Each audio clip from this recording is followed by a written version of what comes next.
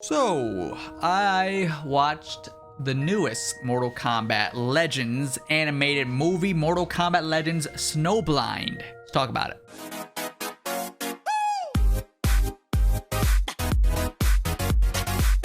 What's up, guys? My name's unCAGEDgamez. Welcome back to another video. Today we are doing my little review, honest thoughts, discussion on the recent Mortal Kombat Legends Snowblind. What I think about it, the goods, the bads, the uglies. Is it worth a watch? Yeah, it's worth a watch. I'm sorry I had to put on that little facade there, but you know, I can't give away the hype that is Mortal Kombat Legends Snowblind. That movie claps all around. Okay, now I'm gonna do this in two ways. I'm gonna do a non-spoiler review right here in the beginning of this video, and near the end of the video it'll be spoilers. I'll put a giant spoiler on the screen when we do talk about spoilers. It's good. All right, all you need to know is it's good.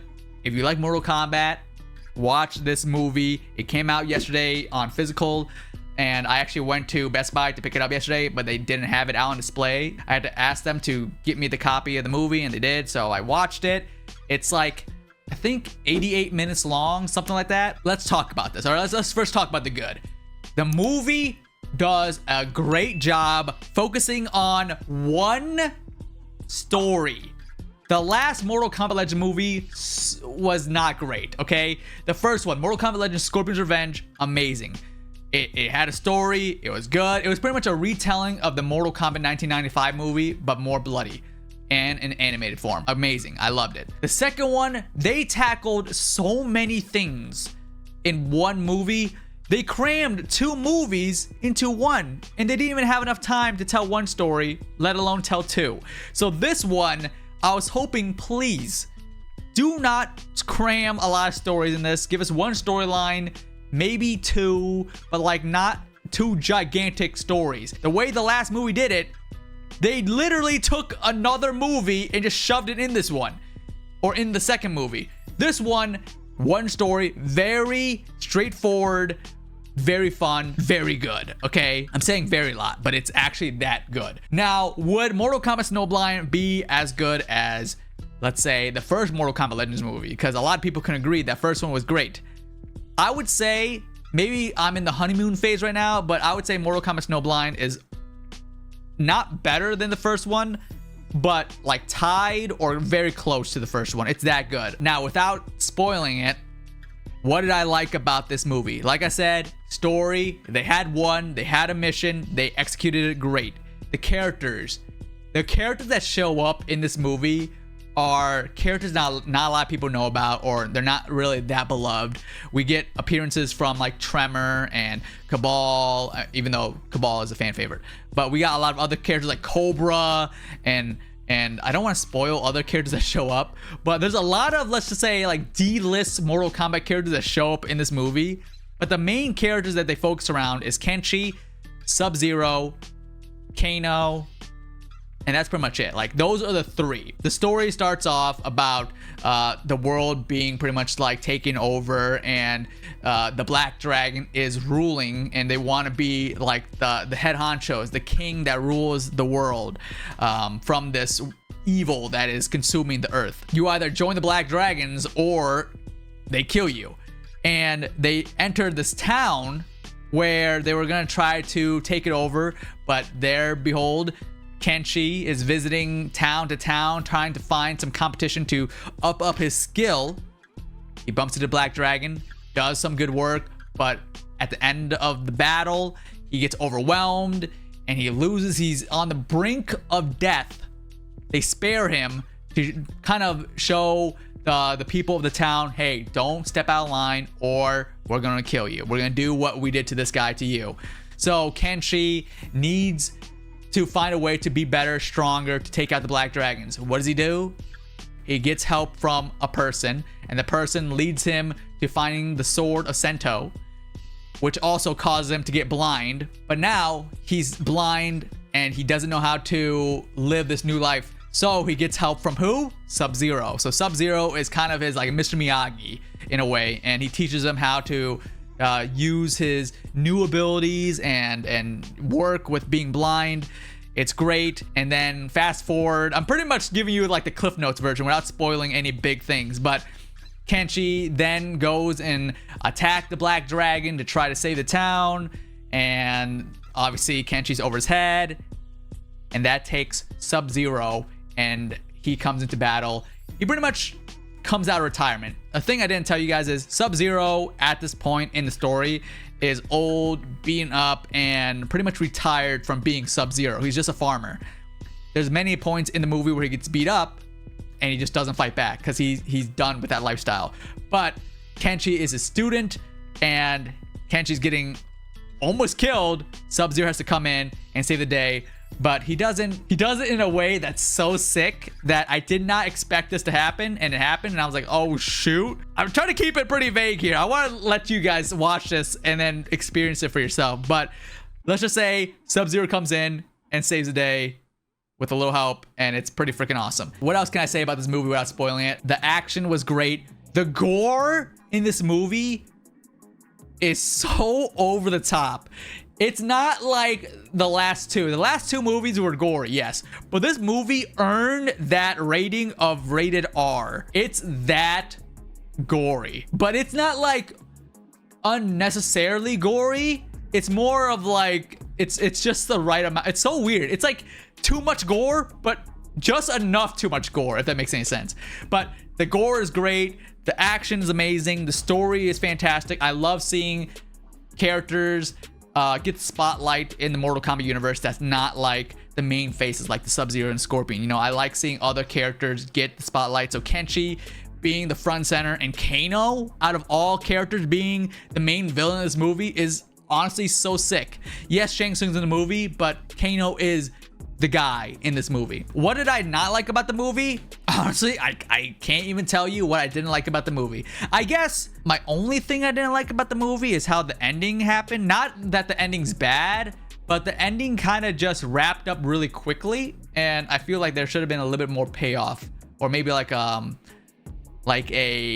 after credit or something to lead us into the next Mortal Kombat movie. It's very confusing, and I'll talk about this in the spoiler review about right now. Overall, Mortal Kombat Snowblind, non-spoiler review. On a scale of 1 to 10, I'll give this movie I think I'll give this an 8.5. 8.5 out of 10. Great watch. Had an amazing time, enjoyed every second of it, and I wanted more. This is where a movie I wanted more of, and I'm glad they're doing another Mortal Kombat Legends movie. I just don't know how the connection of the story is going to play out. Spoiler all over the screen. We are talking about spoilers for this movie. I am so excited to talk spoilers because there's so much I need to talk about for this movie. You guys have been warned. If you guys have not clicked off the video yet, go watch it. It's available on digital to download. It's available in stores. Go support this movie so we can get more Mortal Kombat stuff. We're jumping right into spoilers. So many characters die, and I was not expecting these characters to die. First of all, Shang Tsung gets wrecked.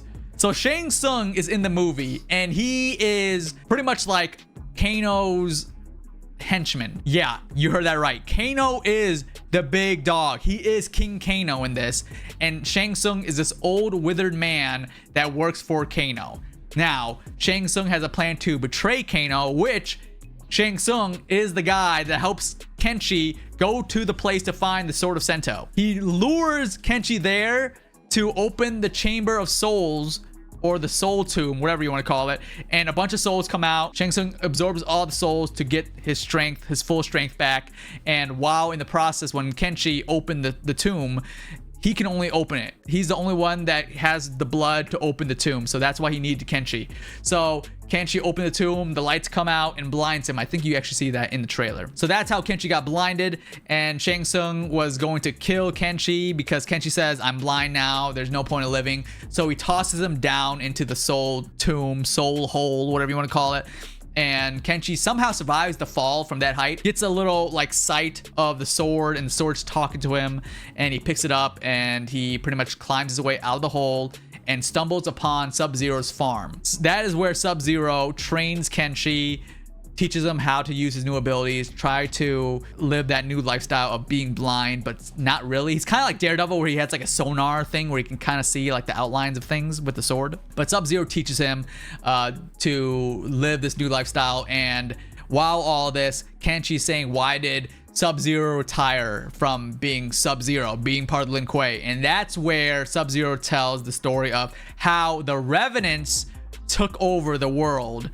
And it's funny because, or it's a cool little scene where they show the Revenants and you see Nightwolf as a Revenant. So in this timeline, Nightwolf is dead. But it shows a flashback of Sub-Zero, Kuai Liang going and trying to take his Lin Kuei ninjas and save the city and take out all the Revenants, but the Revenants were too much for them. So as a panic maneuver, Sub-Zero did like a cryomancy ice bomb on the city, which he couldn't control. And when he woke up from this state, he pretty much like blacked out or iced out. He woke up and saw that the whole city was iced. He killed all the Revenants, but he also killed all his Lin Kuei followers and all the humans all around. So at that point, he realized he couldn't control his power and he stopped being Sub-Zero. Let's fast forward. Kenshi has learned how to use his abilities, goes to the Black Dragon's new hideout and starts wrecking house with the sword of Sento.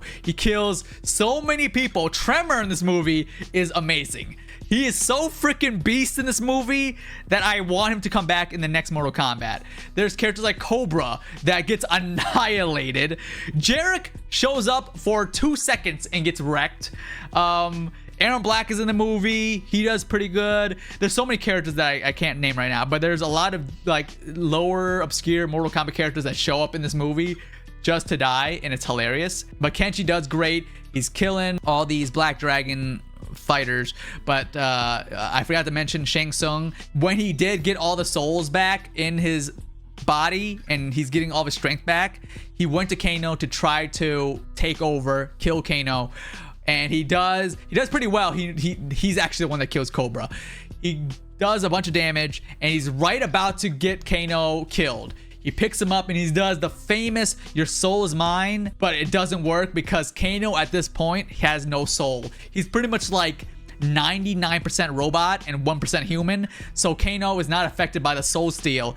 Kano then straight up smashes Shang Tsung's head into the wall and kills him. At that point, I was like, holy crap, I did not see that coming. I honestly thought it was the normal, oh, Shang Tsung gets his powers back and betrays and is now the top dog. Nope, Kano is the guy. He is King Kano in this movie, and it shows. Back to Kenshi doing work at the Black Dragon hideout. Again, he's doing pretty decent, but he gets overwhelmed by Cabal and Tremor and Kano and all that, so he gets kidnapped.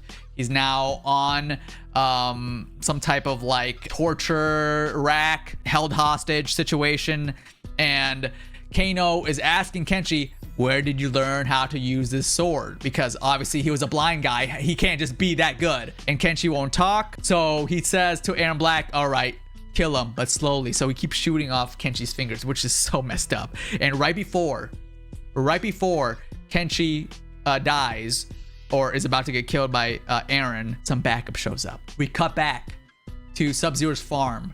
We see him going back to his farm after he kind of saw Kenshi go into town without Sub-Zero because Sub-Zero says he retired. He doesn't want to do this anymore. There was a spear earlier on in the movie that Kenshi could see like the energy pulsing off of, and Kenshi says, what is that? And he says that is for like emergencies or wherever. So I guess now you know, emergency happened. Sub-Zero went back, smashes a spear.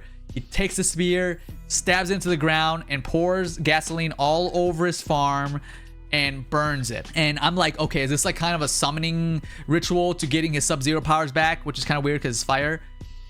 Out of nowhere, someone picks up the spear and we see freaking Scorpion, but it's not even normal Scorpion. It looks like, I don't know, like a god tier Super Saiyan 50 Scorpion with this armor on, and it's so freaking sick. And then Sub-Zero puts on his gear, you know, he's like, okay, you know, time to break out the old get up. He opens the chest, puts on his gear, Scorpion shows up, and Scorpion's like, did you lose control again? He's like, no, but I'm about to. So Scorpion and Sub-Zero, you see them walking. Dude, if the next Mortal Kombat game doesn't have these skins for both Sub-Zero and Scorpion, I'll be kind of disappointed because these skins were so sick. So That's who showed up to save Kenshi. It got really cold. Sub-Zero unleashed his like blizzard effect again, so it's all snowy and icy. Sub-Zero Scorpion comes in, wrecks house, saves Kenshi. Then they have their one-off battles. Kenshi fought Tremor. Tremor gets killed, of course. Scorpion fights Cabal. We all know who wins. It's funny because they made it where you think that Scorpion was gonna die, because Scorpion is like straight up invincible in this. He gets stabbed by Cabal and his blood is draining over him, and Scorpion just teleports and just says, I don't think so. There's actually a point which I think was pretty sick where Aaron Black actually has a lot of screen time in this movie, which is great. Aaron Black is about to kill Sub-Zero on the floor. He's about to shoot him, but Scorpion pops up in front of him and says, you don't want to do that. Aaron Black, being cocky, does a quick draw with his gun, shoots Scorpion like 6 times, and then Scorpion just goes, get over here, spear, kills Aaron Black. It's crazy. So Scorpion's literally unkillable in this movie. So Scorpion fights Cabal, kills him. Sub-Zero is left to fight King Kano, and Kano actually says, oh, look who it is, haven't seen you in a minute. So they're familiar with each other, obviously. So they fight. Kano's losing, but here's the craziest thing that I did not expect to happen in this movie. Kano, he's running from Sub-Zero right now. He's going to his little lair, pulls out of this drawer a skull, and the skull has a crown on it. And the crown is none other than Kronika's crown. That is right, Kronika from Mortal Kombat 11, the timekeeper herself. He pulls out the skull with the crown and places it on the scanner, which opens the door, and then you see Kronika's little like hourglass room. It was mind-blowing that they connected this to the MK11 story. It's crazy how it worked, but that explains when he enters the room. Sub-Zero's like, what is this place? It shows on the hourglass actually like kind of revamped illustrations or designs of the Mortal Kombat 11 character endings, which is kind of funny. You see Sub-Zero's character ending, you see like Scorpion's, you see Kano's, but Kano shows up and says, this is what happened. He's the one that caused the Revenants to take over the world. He's the one that is the ruler. That's why he is the king. It's because of this hourglass, and he is right about to rewrite time again and erase Sub-Zero from history. But right when Sub-Zero was getting like Thanos dusted, he used his arm and Sub-Zero iced Kano off the ledge, and then he couldn't complete the little spell thing, so Sub-Zero's body came back. They have an epic fight, and the fight is so crazy. There's points where Kano like is like losing, he's about to die, his head's off, but it like retracts in his body. He takes his giant blade arm, stabs Sub-Zero, and cuts his arm off pretty much. Sub-Zero rips off his arm. Actually, it's not cut off, he rips off his arm because it's stabbed on the ground, and just straight up freezes and knocks out Kano. But he does a thing that's so sick. He makes the arm that's missing, he makes an ice arm. So he pretty much does the Injustice 2 design where his arms are made of ice. So he has one normal arm, one ice arm, and he's starting to go to town on Kano. He kills Kano by throwing him into Kronika's like gear moving things. He gets crushed. Sub-Zero, Scorpion use their fire and ice, blows up Kronika's crown, and pretty much vaporizes the hourglass room. Kenshi, Scorpion, Sub-Zero teleports out of that Kano's area base thing, and you know, Kenshi's talking to Sub-Zero. It's like, all right, now we get to help the world rebuild itself, and Sub-Zero says, no, I'm done. This is it. This is my last giddy up. This is my last rodeo.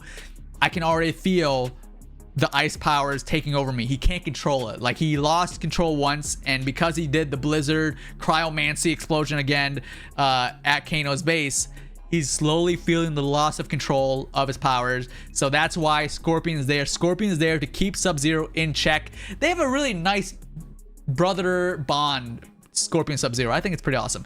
But Scorpion opens up a portal, and now him and Sub-Zero is taken away because Sub-Zero is now officially retired, and he says to Kenshi, it's up to you to train the future and save the world with a new team. And that's pretty much where the movie ends off. We see Kenshi walking to the sunset, and credits. That is what happens in Mortal Kombat Legends Snowblind, more or less. I pretty much tackled highlights. The movie did great. There was one story. The story is Kenshi trying to be the hero, losing his vision, learning how to use his abilities from the teacher Sub-Zero, and Sub-Zero having a redemption arc, and it was great. I had so much fun watching this movie. The action, the gore, the story, the characters, it was great. Everything was amazing. Just, again, the only thing I would say is the ending kind of wrapped up really quick. When Sub-Zero said, "It's up to you," and Kenshi says, "Okay, whatever," and walks up to sunset, I feel like it could have showed a little bit more, maybe like teasing somebody that he's going to recruit, but oh well. Honestly, if that's the biggest complaint I have about the movie, I'm cool with it, because seeing how bad the last movie was, this movie makes the last movie, it's out of this world, way better. This movie is that good. Again, it's up to par of the first Mortal Kombat Legends movie. So there you guys have it. That is my honest thoughts, my review, whatever you want to call this. It was more of like me talking on a tangent about how I love this movie. If you guys have not watched it yet, and you watched all the way to the end of this video, go watch it. You will enjoy this movie. It's fun. It's action-packed. You won't regret it. And they already announced that there's going to be a 4th Mortal Kombat Legends movie, Cage Match, starring Johnny Cage, which is great. I'm excited for that. I just hope that they can keep this momentum of good Mortal Kombat movies, because Mortal Kombat Legends, Scorpion's Revenge, great. Then the second one was not great. This third one's great. I hope the 4th one's even better. So I hope you guys enjoyed this review. I don't really do reviews. This is why, because I just talk and I just spew things out my mouth. But hopefully you guys enjoyed it. If you guys did, drop a thumbs up. Can we get this video 2,000 likes? And we will do another one of these review things, rant, tangent, spewing of the mouth for Mortal Kombat Legends Cage Match when that does come out, I think next year. Which they're popping out these movies left and right. Anyways, hope you guys enjoyed the video. Like, subscribe to the channel if you guys are new. Ring the bell icon so you guys get notified every time we upload a brand new video. My name's unCAGEDgamez, and you just got Cage. Pick up Snowblind. It's a good movie. We're probably working on the other NetherRealm game, because if you guys don't know, watch the previous video. At Boom NetherRealm, working on multiple projects at once. It's crazy. What can you tell me about the scrap character known as